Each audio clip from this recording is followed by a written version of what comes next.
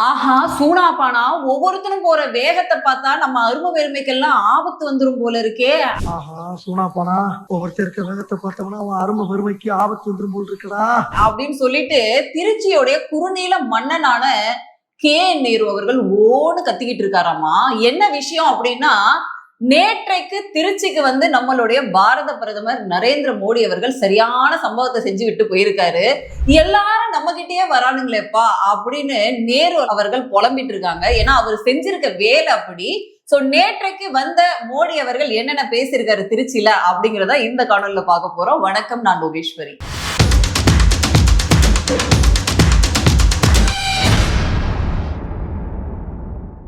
So எல்லா கட்சியும் வேகமா எலெக்ஷன் வேலை பார்க்க ஆரம்பிச்சிட்டாங்க.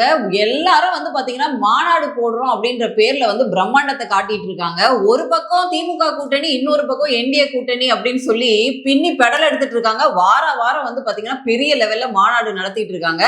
சோ அப்படி இந்த வாரம் இவங்க சூஸ் பண்ண ஏரியா தான் நம்மளுடைய திருச்சி அப்படின்னு சொன்னா, திருச்சி யாருடைய கோட்டை அப்படின்னு சொன்னா எல்லாருமே சொல்லுவாங்க கே.நேரு அவர்கள் தான் அந்த கோட்டையை தன் வசம் வச்சிருக்காரு. கூடவே அன்பில் மகேஷ் பொய்யாமொழி அவர்களையும் அப்படின்னு சொல்லுவாங்க திமுக சைட்ல.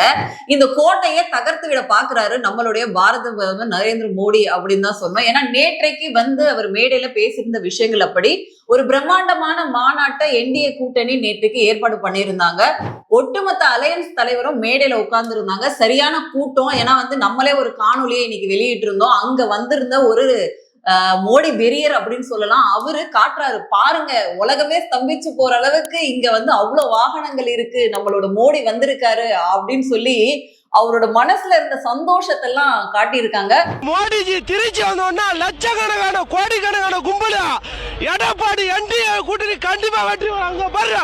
இப்பயே வெற்றி கண்ணுல தெரிகிற மாதிரி அந்த தொண்டரோட ஆர்வத்தை நம்மளால பார்க்க முடியுது. இந்த இடத்துல அதிமுகவின் தொண்டர்களும் மற்றும் பாஜக தொண்டர்கள் மற்ற இதர கட்சி இருக்காங்க இல்லையா கூட்டணியில, அவங்களுமே எல்லாருமே சேர்ந்து ஒரு மாசான கிரௌட நேற்றைக்கு காட்டியிருக்காங்க. இதோட சேர்த்து நம்ம பாரத பிரதமர் அவர்களுடைய ஸ்பீச் அதுதான் ரொம்ப ஹைலைட்டா இருந்துச்சு இந்த ஒட்டுமொத்த மாநாட்டிலையும். சோ நேற்றைக்கு திருச்சியில பேசின நம்மளுடைய பாரத பிரதமர் அவர்கள் அனைவருக்கும் வணக்கம், அனைவருக்கும் வணக்கம் அப்படின்னு சொல்லி ஆரம்பிச்சிருக்காரு. அதோட சேர்த்து திருச்சினா சும்மாவா, திருச்சி மலை கோட்டடா அப்படின்னு நிறைய பாட்டெல்லாம் இருக்கு. அதனால திருச்சிக்கே ரொம்ப ஸ்பெஷலா இருக்கக்கூடிய கோவில்கள், இங்க என்னதான் வந்து இவரு மண்ணு அவரு மண்ணுன்னு அப்படி சொன்னாலும் இது ஆன்மீக மண் தான் இல்லையா. அதனால அங்க இருக்கக்கூடிய ஸ்பெஷலான கோவில்கள் பத்தி பேசியிருந்தாரு. குறிப்பா சொல்லணும்னா மலைக்கோட்டையில இருக்கக்கூடிய உச்சி பிள்ளையார் கோவிலா இருக்கட்டும், சமயபுரம் மாரியம்மனா இருக்கட்டும், அல்லது திருச்சி ஸ்ரீரங்கநாதரா இருக்கட்டும், இந்த கோவில்களை பத்தி பேசாம போயிடுவாரு நம்ம மோடி அவர்கள். அதனால சூப்பரா அங்க நிறைய விஷயங்கள் பேசியிருந்தாரு. இதோட சேர்த்து அங்க இருக்கக்கூடிய காவிரி அன்னை பத்தி யாராச்சும் பேசாம இருப்பாங்களா? சோ அதனால ஆடி மாச சிறப்பு பத்தி பேசியிருந்தாரு, காவிரி அன்னை பத்தி பேசியிருந்தாரு. இந்த ஊருக்கு பெருமை சேர்க்கக்கூடிய, இந்த மண்ணுக்காக உயிர் நீத்த தியாகம் செய்த தலைவர்களை பத்தி பேசணும் இல்லையா. அதனால அவர் கோட் பண்ணி பேசினது யாரு அப்படின்னா மருது சகோதரர்கள், பெரும்பிடுகு முத்தரையர், இவங்களை பத்தி பேசியிருந்தாங்க. ஏன்னா இங்க கணிசமான மக்கள் அந்த சமூகத்தை சேர்ந்தவங்க இருக்காங்க. அவரோட பெருமையை கண்டிப்பா ஹைலைட் பண்ணி பேசணும்னு பேசியிருந்தாங்க. அதுக்கப்புறம் மேஜர் சரவணன், நாட்டுக்காக உயிர் தியாகம் செஞ்சவர், இவரை பத்தியும் இங்க பேசியிருந்தாரு. சோ இதோட சேர்த்து தனக்கு திருச்சியோட இருக்கக்கூடிய தொடர்பை பத்தி சூப்பரா சொல்லியிருந்தாரு. என்ன அப்படின்னா, தன் வந்து கம்பராமாயணத்தை வந்து கேட்ட ஒரு கதையை வந்து ஷேர் பண்ணியிருந்தாரு. அதோட திருச்சியோட பெருமைகள், இந்த மண்ணுக்காக அவர் செய்ய நினைக்கக்கூடிய டெவலப்மெண்ட்ஸ் பத்தி பேசியிருந்தாரு. அதோட சேர்த்து இந்த மக்களோட மனநிலைமை அப்படிங்கிறது டெவலப்மெண்ட் பாலிடிக்ஸ் நோக்கி நகர்ந்துட்டு இருக்கு அப்படிங்கிற விஷயத்தையும் ஹைலைட் பண்ணி பேசியிருந்தாரு. சரி, என்ன வெறும் கோவில் பத்தி தான் பேச வந்தாரா நம்ம மோடி அப்படின்னு பாத்தீங்கன்னா கிடையாது. திமுகக்கு சரியா ஆப்படிக்கிற மாதிரி பேசியிருக்காரு. என்ன பேசியிருக்காரு அப்படின்னா, இந்த வாட்டி சூப்பரா பேர், போன வாட்டி எல்லாம் வந்த போது CCC மாடல் அப்படிலாம் பேர் வச்சிருந்தா இல்லையா, இப்ப சூப்பரா இன்னொரு பேர் வச்சிருக்காரு. சயின்டிபிக் ஊழல் செய்யறதுலயே சிறந்த கட்சி எது அப்படின்னா அது திமுக கட்சி தான் அப்படின்னு சொல்லலாம். இவங்களால தனியா புக்கே எழுத முடியும், அந்த அளவுக்கு ஊழல்லே திகைச்சு போனவங்க. In DMK rule, everything start and end with one family. Ministers may change, MLAs may change, but power remains only with one dynasty. DMK is infamous for their scientific corruption model. So இதுக்கு நம்ம மோடி அவர்கள் இப்ப வச்சிருக்க பேர் என்னன்னா, scientific corruption model பண்ணக்கூடிய கட்சி திமுக அப்படின்ற மாதிரி சூப்பரா மேடையிலேயே சொல்லியிருக்காரு. சோ அப்படியே வளைச்சு வந்தோம் அப்படின்னா பேசுறது எங்க பாத்தீங்கன்னா திருச்சியில. எல்லா பயலும் நம்ம கிட்டயே வராங்களே அப்படிங்கிற மாதிரி தான் கே நேரு அவர்களுடைய மைண்ட் செட் இருக்கும். என்ன விஷயம் அப்படின்னா பண்ண சம்பவம் அது மாதிரி தலைக்கு மேல கத்தி தொங்கிட்டு இருக்கு கே நேரு அவர்களுக்கு. கே நேரு உள்ள போனா கூடவே முதல்வரையும் கூட்டு போவாரு அப்படிங்கிற விவகாரம் ஏற்கனவே பத்தி எரிஞ்சிட்டு இருக்கு. நம்மளே இது பல காணொலியில பேசியிருக்கோம். என்ன விஷயம் அப்படின்னா கேஷ் ஃபார் ஜாப்ஸ். இந்த விஷயத்த மேடையில மோடி அவர்கள் தெளிவா பேசியிருக்காங்க.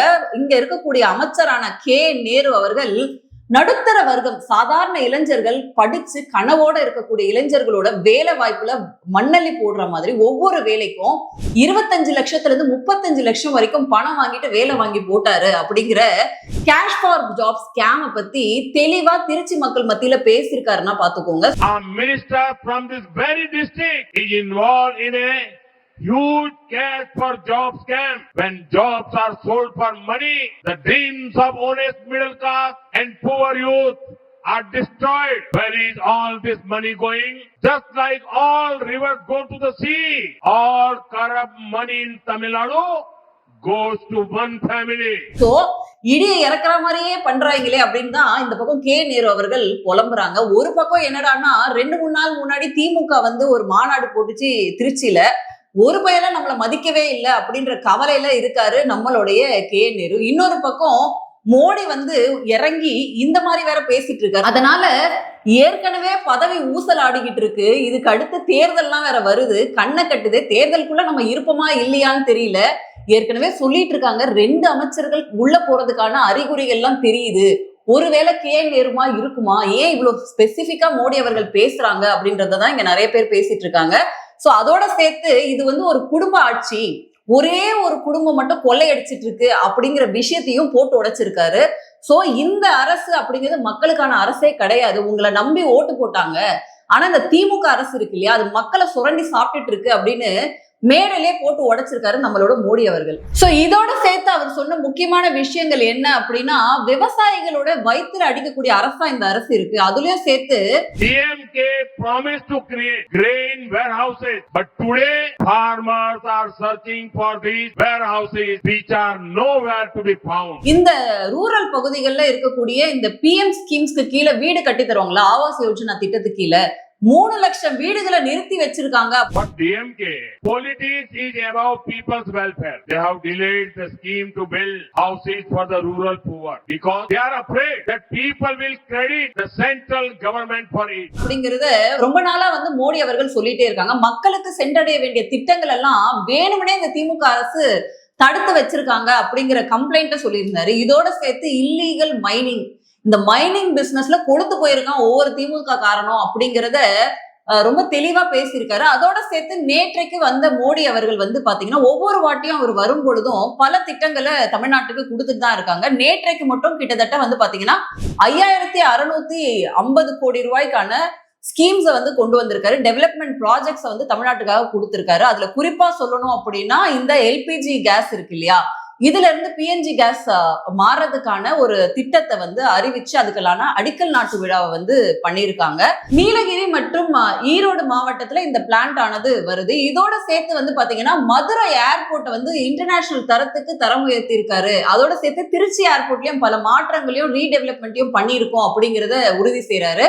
மொத்தமா இது வரைக்கும் பாத்தீங்க அப்படின்னா கிட்டத்தட்ட 20,000 கோடி பக்கமா வந்து தன்னுடைய விசிட் மூலமா இங்க பல ஸ்கீம்ஸை கொடுத்திருக்கேன் அப்படிங்கிறத சொல்லியிருக்காரு. ஏன்னா போன முறை மதுரை வந்த போது 4400 கோடி ரூபாய்க்கான திட்டங்களை அடிக்கல் நாட்டு விழா வந்து பண்ணியிருந்தாங்க. ஸோ இந்த வாட்டியும் 5 டிஃப்ரெண்ட் ப்ராஜெக்ட்ஸ், அதாவது இண்டஸ்ட்ரியல் மேனுஃபேக்சரிங்கா இருக்கட்டும் அல்லது வந்து ரயில்வே, ரோடு அப்படின்னு சொல்லிட்டு பல விஷயங்களை இந்த வாட்டி வந்து துவங்கி வச்சிருக்காரு. அதோட சேர்த்து அவர் சொல்ற விஷயம் என்னன்னா, நான் எப்போதுமே டெவலப்மெண்ட் பாலிடிக்ஸ், மக்களுடைய தேவைகள், மக்களுக்கான வளர்ச்சி திட்டங்களை செய்யறதுலதான் ஆர்வத்தை காட்டுது இந்த NDA அரசு அப்படிங்கிறத பதிவு செஞ்சிருக்காரு. குறிப்பா திமுக அரசு செய்யக்கூடிய ஊழலாக இருக்கட்டும் இல்ல மக்கள் விரோதமான விஷயங்களா இருக்கட்டும், இதை பத்தி கோட் பண்ணி பேசியிருக்காங்க. ஒரே ஒரு குடும்பம் சம்பாதிச்சிட்டு இருக்கு அப்படிங்கிற விஷயத்த நம்முடைய நாட்டின் பிரதமராக இருக்கக்கூடியவரே சொல்றாரு அப்படின்னா அந்த அளவுக்கு ஊழல் குற்றச்சாட்டு அப்படிங்கிறது திமுக அரசு மேல இருக்கு அப்படிங்கிறத கோட் பண்ணி பேசியிருக்காரு. சோ இந்த மோடி அவர்களுடைய ஸ்பீச்ல முக்கியமா அவர் ஹைலைட் பண்ணி பேசுற விஷயம் அப்படின்னா மேசிவான இன்ஃப்ராஸ்ட்ரக்சர் டெவலப்மெண்ட் அப்படிங்கிற விஷயம். எப்போதுமே நம்மளே வந்து ஒரு பொதுஜனமா வந்து பார்க்கும் பொழுது மோடி அவர்கள் கொண்டு வந்திருக்க இந்த இன்ஃப்ராஸ்ட்ரக்சர் டெவலப்மெண்ட் அப்படிங்கிறது சும்மா ஏதோ ஒண்ணு ரோடு போட்டோம், கிணறு தோண்டணும் அப்படின்னு இல்லாம ஒட்டுமொத்த கண்ட்ரிக்கும் கொண்டு போய் சேர்க்கிற மாதிரி, ஒட்டுமொத்த நாட்டோட வளர்ச்சி, எல்லா ஊர்களுக்கும் ரோட் கனெக்டிவிட்டி கொண்டு வரது மூலமா இங்க ஒரு பெரிய பிசினஸ் டிரான்ஸ்ஃபர்மேஷன் உருவாக்க முடியும். ரூரல்ல இருக்கவங்க கூட அவர் குறிப்பா சொன்ன விஷயம் என்ன அப்படின்னா, நீங்க இன்னைக்கு அந்த தரம் உயர்த்தப்பட்ட மதுரை ஏர்போர்ட் வந்து இன்டர்நேஷனல் ஏர்போர்ட்டா மாத்திருக்காங்க இல்லையா, இது இப்ப நீங்க காலையில வந்து நினைச்சீங்க அப்படின்னா உங்களுடைய பொருள் அப்படிங்கிறது ஸ்பெயின் நாட்டுல ஈவினிங்ல கொண்டு போய் சேர்த்துட முடியும். அந்த அளவுக்கு டெவலப்மெண்ட் வந்து இருக்கு. இங்க இருக்கக்கூடிய வியாபாரம் செய்யக்கூடியவர்களுக்கு இது ஒரு பெரிய வரமா இருக்கும் அப்படிங்கிற விஷயத்த கோட் பண்ணியிருந்தாரு. அதுல குறிப்பா வந்து சென்ற அரசை விட இப்ப வந்து பண்ணக்கூடிய இந்த என்டிஏ அரசு இருக்கு இல்லையா, இவங்க ட்ரிபிள் டைம் வந்து இங்க இருக்கக்கூடிய இன்வெஸ்ட்மெண்ட் இன்க்ரீஸ் பண்றாங்க, இங்க கொடுக்கக்கூடிய திட்டங்களோட வேல்யூவை இன்க்ரீஸ் பண்றாங்க அப்படிங்கறத மென்ஷன் பண்ணியிருந்தாரு. கிட்டத்தட்ட 57,000 கோடி வந்து நேஷனல் ஹைவேஸ்க்கு மட்டும் செலவு பண்ணியிருக்கோம். 2004ல இருந்து 14 அந்த பீரியட்ல ஏற்கனவே இருந்த காங்கிரஸ் கவர்மெண்ட்டை விட 4 மடங்கு நாங்க செலவு பண்றோம் அப்படிங்கிற விஷயத்த சொல்லியிருக்காரு. அதோட சேர்த்து ரூரல் ரோட்ஸுக்கு வந்து 8,000 கோடி வந்து இன்வெஸ்ட் பண்ணிருக்காங்க, which is 3 times DMK Congress கூட்டணியில இருந்ததை விட about 3 lakh crore rupees through devolution alone. This is many times more than the amount sent during the earlier Congress DMK government. 3 மடங்கு அதிகமா நாங்க இன்வெஸ்ட் பண்ணி இந்த ரோட்ஸ் எல்லாம் டெவலப் பண்றதுக்கான வேலைகளை பண்றாங்க பாஜக அரசாங்கம் அப்படின்னு சொல்லியிருக்காரு. சோ இதன் மூலமா வந்து தமிழ்நாட்டுடைய எக்கானமி, கனெக்டிவிட்டி இது எல்லாமே இம்ப்ரூவ் பண்றதுக்கு மூலமா இன்னும் ஒரு பெரிய வளர்ச்சி அடைந்த மாநிலமாக இது மாறும் அப்படிங்கறத கோட் பண்ணியிருக்காரு.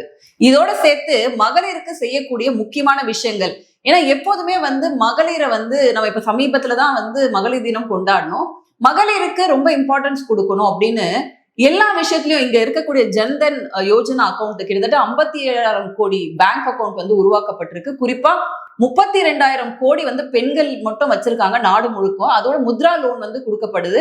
Over 57 crore bank accounts across the nation. Over 32 crore of these banks accounts belongs to women. Under the Mudra Yojana, we have given lakhs of crores worth loans to small entrepreneurs. பெண் தொழில் முனைவோருக்கு தான் கொடுக்கப்பட்டிருக்கு. அதுக்கப்புறம் ஆவாஸ் யோஜனால 4 கோடி வீடுகள் வந்து sanction ஆயிருக்கு. ஆல்மோஸ்ட் 3 கோடி வீடுகளுக்கு வந்து பெண்களுக்குமே ஜாயிண்டா இருக்க மாதிரி தான் சாங்ஷன் ஆயிருக்கு அப்படின்னு கோட் பண்ணியிருக்காரு.